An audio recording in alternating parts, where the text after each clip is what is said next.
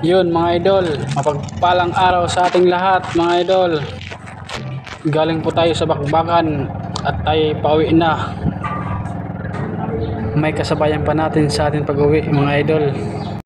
Malapit na po kami niyan sa aming destinasyon mga idol.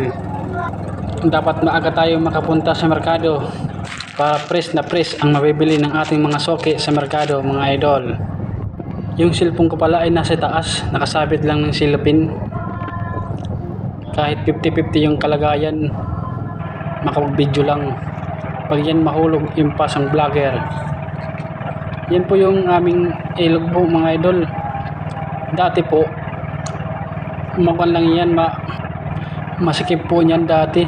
Pero ngayon, ang lawak na dahil sa mga baha. Kaya dati, wala pa niyang seawall sa San Miguel, sa Tabok. Pero ngayon, may seawall na. Yan po yung tulay ng Balanhiga po mga idol, matibay po yan. Laging nakakuan yan, maintenance sa paglilinis at pagpapatibay. Tingnan nyo guys, makinis maputi siya, pero ba't ganon? Bakit sobrang maitim ang kuan? Malapit na ba kami niyan? Dumuong mga idol, dodoong na kami niyan, dodoong. Iliko nyo, iliko.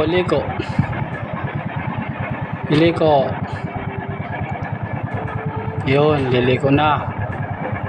Dodoong na tayo mga idol.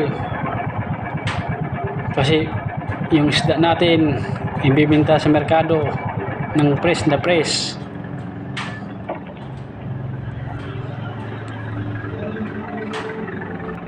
Salamat lagi sa inyong susubaybay sa aking mga video mga idol, mga lodi, mga mami ko dyan. Thank you. I'm glad bless you all. Hope your day is a good day. Your day is full of happiness.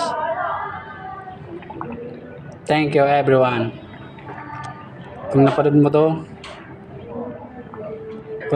mo to ng Paul, I love you na lang sa iyo.